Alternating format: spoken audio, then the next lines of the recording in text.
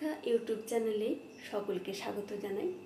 Class 6 তোমাদের ইতিহাসের chapter number 5, যেটার নাম রয়েছে খ্রিস্টপূর্ব 6ষ্ঠ শতকের ভারতীয় উপমহাদেশ, পাঠ নাম্বার 3। আমরা আজকে 71 পাতা থেকে 75 পাতা পর্যন্ত সমস্ত প্রশ্নের উত্তর লিখব, তাহলে এই চ্যাপ্টারটা শেষ হয়ে যাবে।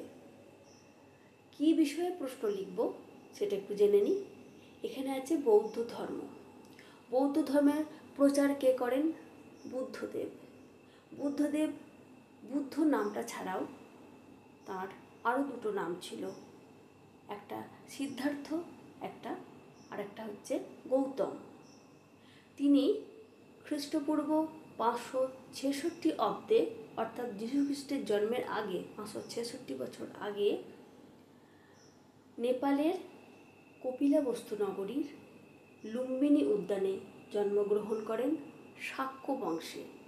পিতা ছিলেন শুদ্ধোধন, মা ছিলেন মায়াদেবী। তার জন্মের সাথে সাথেই তার মায়ের মৃত্যু হয়, অর্থাৎ মায়াদেবী মারা যান। তখন তার বিমাতা বা মাসি গৌতমীর কাছে তিনি মানুষ হয়েছিলেন বলে তার আরেক নাম গৌতম। যখন তিনি বোধি বা জ্ঞান লাভ করেন তখন তার নাম হয় বুদ্ধ। আর যে পিপল গাছটার নিচে তিনি জ্ঞান বা বোধি লাভ করেন সেই গাছটার নাম হচ্ছে বোধি বৃক্ষ। তো এই সম্পর্কে আছে এখানে প্রশ্নোত্তর। আরও আছে বৌদ্ধ ও জৈন ধর্মের মধ্যে কি কি মিল আর অমিল দেখা যায়, দেখে নিই প্রশ্নোত্তরে। পার্ট 3। পার্ট 2তে আমরা 41 নাম্বার পর্যন্ত প্রশ্নের উত্তর লিখেছি। আজকে পার্ট 3তে 42 নাম্বারের প্রশ্ন থেকে উত্তরগুলো লিখব। তাহলে 42 নম্বরের প্রশ্ন লেখো, বৌদ্ধ ধর্মের প্রবর্তন কে করেন? উত্তরে লেখো গৌতম বুদ্ধ। 43 নম্বরের প্রশ্ন, গৌতম বুদ্ধের প্রথম নাম কি ছিল? উত্তরে লেখো সিদ্ধার্থ। 44 নম্বরের প্রশ্ন, বুদ্ধদেব কোন বংশে, কবে, কোথায় জন্মগ্রহণ করেন? উত্তরে লেখো বুদ্ধদেব শাক্য বংশে খ্রিস্টপূর্ব 566 অব্দে নেপালের তরাই অঞ্চলের কপিলাবস্তু নগরীতে জন্মগ্রহণ করেন। কপিলাবস্তু নগরী।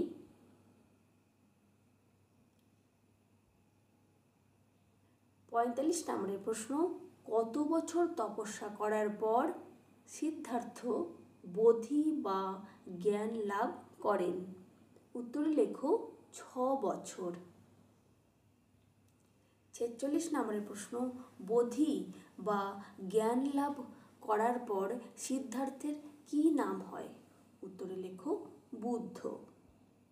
47 নম্বরের প্রশ্ন, বোধি বৃক্ষ কাকে বলে? উত্তরে লেখো সিদ্ধার্থ গয়ার কাছাকাছি একটি পিপল গাছের নিচে বসে তপস্যা করেছিলেন। সেখানে তার বোধি বা জ্ঞান লাভ হয় বলে ওই গাছটিকে বোধি বৃক্ষ বলা হয়।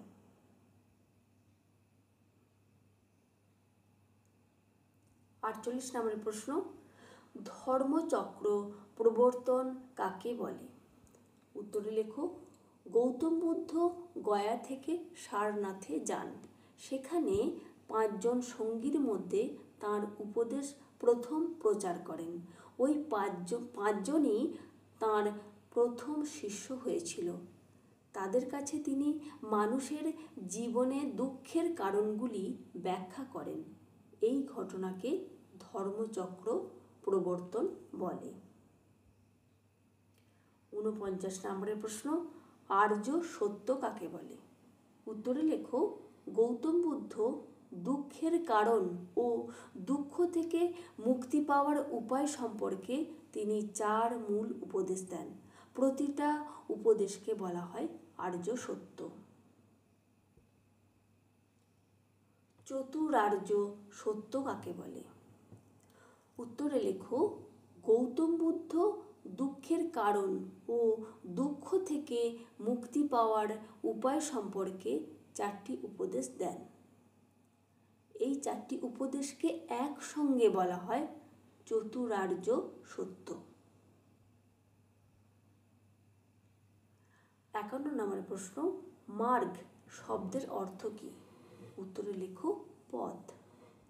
52 নম্বরের প্রশ্ন, অষ্টাঙ্গিক মার্গ কাকে বলে?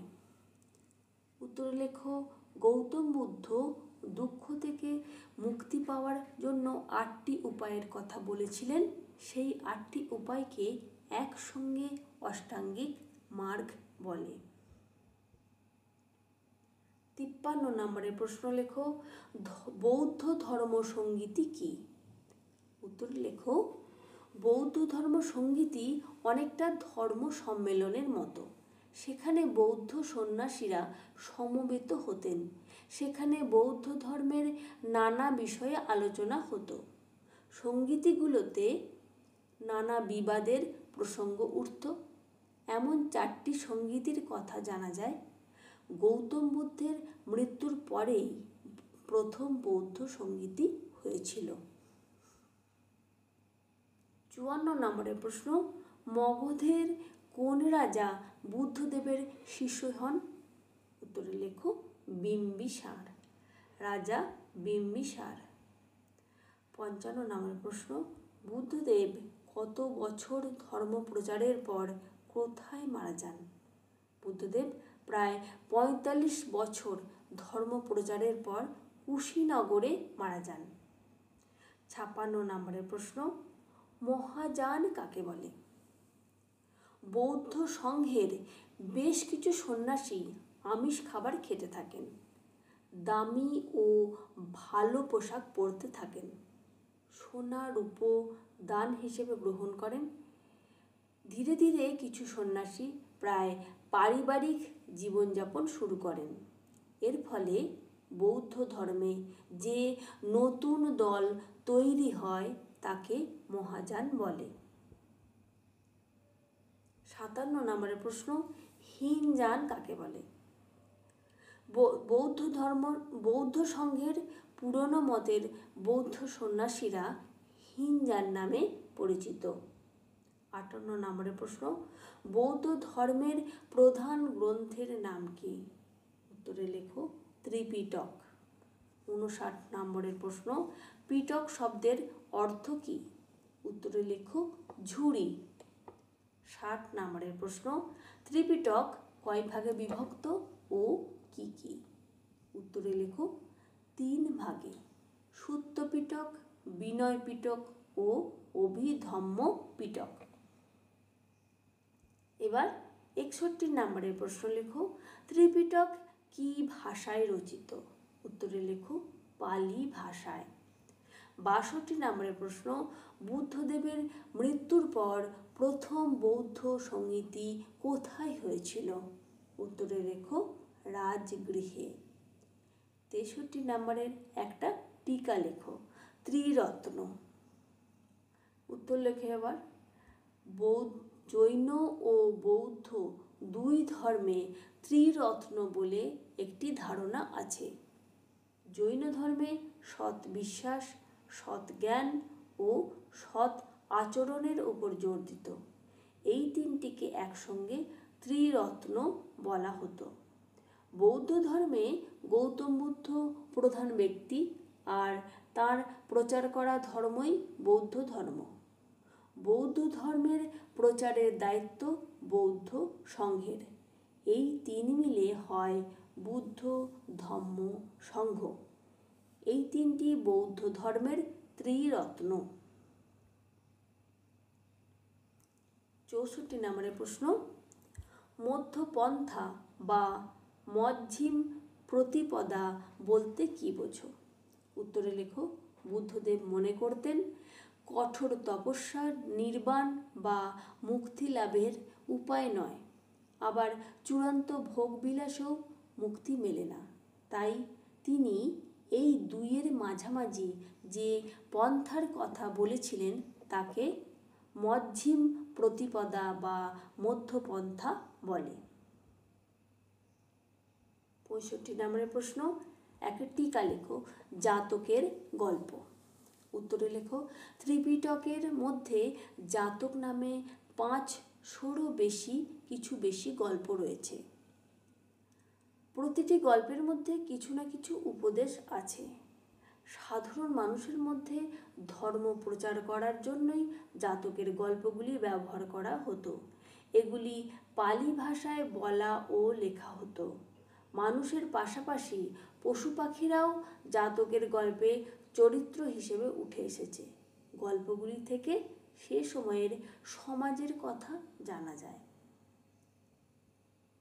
শেষ প্রশ্ন 66 নম্বরের, জৈন ধর্ম ও বৌদ্ধ ধর্মে কি কি মিল ও অমিল চোখে পড়ে? উত্তরে লেখো, জৈন ধর্ম ও বৌদ্ধ ধর্মে যে যে মিল ও অমিল দেখা যায় সেগুলি হলো, বলে হাইফেন দাও, লেখো, নিচে লেখো মিল।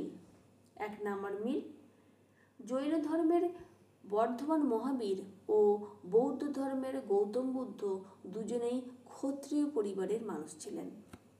2 নম্বর, জৈন ও বৌদ্ধ ধর্মে ব্রাহ্মণ্য ধর্মের আচরণ অনুষ্ঠানের বিরোধিতা করা হয়েছিল।